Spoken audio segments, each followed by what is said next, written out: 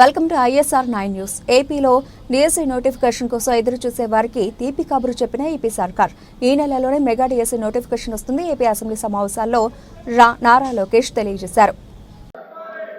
మొదటి ప్రశ్నకి సమాధానం అవునండి. రెండో మూడో ప్రశ్నకి సమాధానం మెగా డిఎస్సీ నోటిఫికేషన్ త్వరలో జారీ చేస్తా.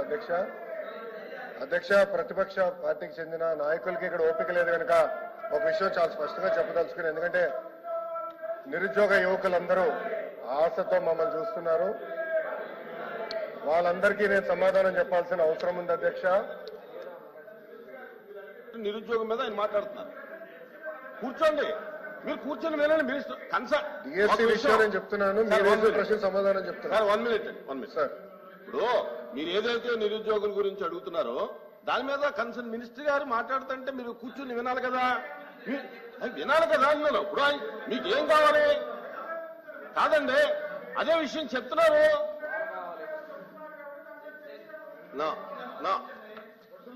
అధ్యక్ష,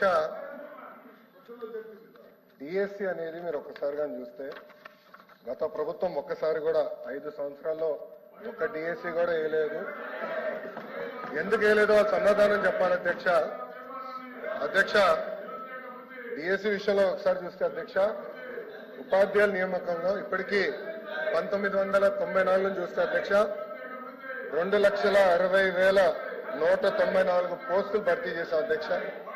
దాంట్లో అధ్యక్ష తెలుగుదేశం పార్టీ అధికారంలో ఉన్నప్పుడు 1,80,272 పోస్టులు భర్తీ చేస్తాం జరిగింది అధ్యక్ష. అంటే 70% టీచర్ పోస్టుల నియామకం ఒక తెలుగుదేశం పార్టీ హయాంలో జరిగిందని గౌరవ సభ్యులు ముందర తెలుసుకోవాల్సిన అవసరం ఉంది అధ్యక్ష. మీరు చూస్తే గౌరవ ముఖ్యమంత్రి గారు కానివ్వండి, నేను కూడా మంత్రిగా బాధ్యతలు స్వీకరించినప్పుడు డిఎస్సీ పైన తొలి సంతకం పెడతాం జరిగింది అధ్యక్ష. దాంట్లో భాగంగా 2/7/24కి టెట్ నిర్వహిస్తాం జరిగింది. 4,27,000 మంది అప్లై చేశారు. దాంట్లో 3,68,000 మంది అపియర్ అయ్యారు. 1,87,000 మంది క్వాలిఫై అయ్యారు అధ్యక్ష. మీరు చూస్తే 3/10/24 నుంచి 21/10/24 వరకు టెట్ కూడా పూర్తి చేస్తాం జరిగింది అధ్యక్ష. 1 మ్యాన్ కమిషన్ రిపోర్ట్ త్వరలో రాబోతుందని మేము భావిస్తున్నాం అధ్యక్ష.